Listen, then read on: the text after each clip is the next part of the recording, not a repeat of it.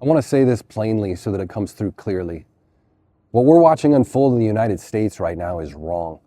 Taking life is wrong. Perpetuating pain and suffering in the world is wrong. Causing harm in the name of order, safety, power, or any other explanation that we want to throw at this is wrong.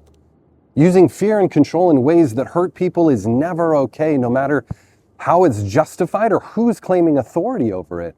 There is no version of this story that becomes acceptable if we explain it well enough. People are dying, and that's never okay.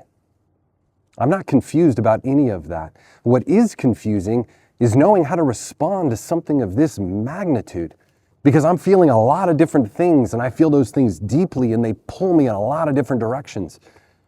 There's a heaviness that's living in my body these last weeks as I watch these atrocities unfold online. There's a grief that never resolves. It lives in my chest, in my clenched jaw, the ache in my gut. And those things are good because they pull me towards witness, towards staying present, towards refusing to normalize violence and death. And there's another part of me that wrestles with how much of this to take in. I want to feel the full weight of the pain and suffering and outrage because I want to stand with the innocent and the marginalized and the vulnerable ones in our midst. But I also don't want to be tethered to a constant stream of violence and outrage because I don't want to become another vessel for it. There's a part of me that wants to scream that we can choose something different, that we don't have to organize ourselves around fear and domination, that love is never weakness, no matter how often it's treated that way.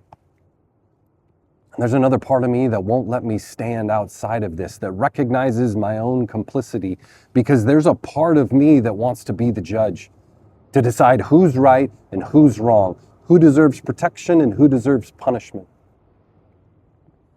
And there's another part that wants vengeance, that wants to strike back, that believes in an eye for an eye, a tooth for a tooth, that wants harm to answer harm until the world feels balanced again.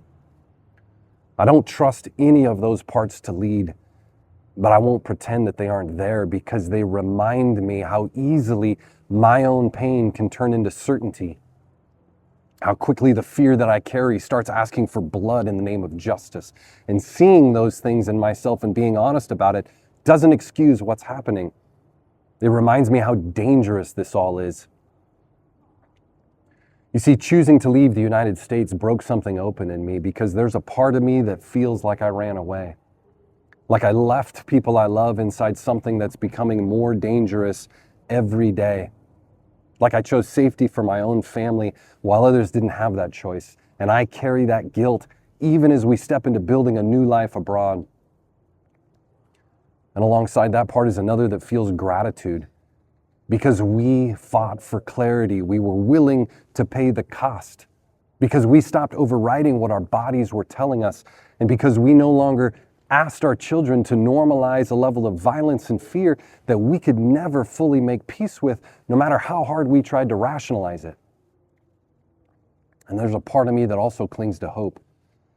It feels fragile, but it's real because it holds the belief that maybe this is the moment that finally exposes the lie, that what matters isn't what we accumulate or defend, but how we choose to live with one another.